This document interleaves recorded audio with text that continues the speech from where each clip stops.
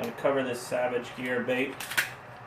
Slide the skin in, slide the lure in, and treat it as if it were one piece. I've got some boiling water over here. I'm going to use a turkey baster.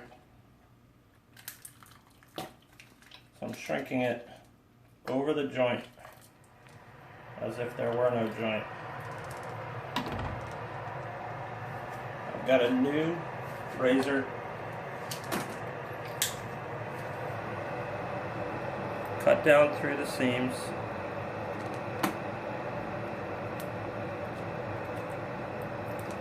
I'll usually dunk it again, and it folds those seams in so you can see where it is to get the rest of the cut, which is typically a little bit on the top and on the bottom.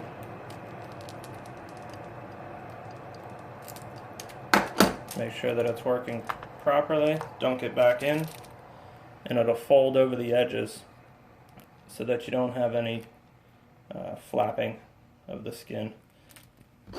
I didn't punch out hardware holes. I just go back with the razor,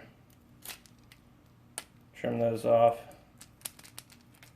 front and back, dunk it again. You're good to go. Hinged baits, just as easy as a single bait.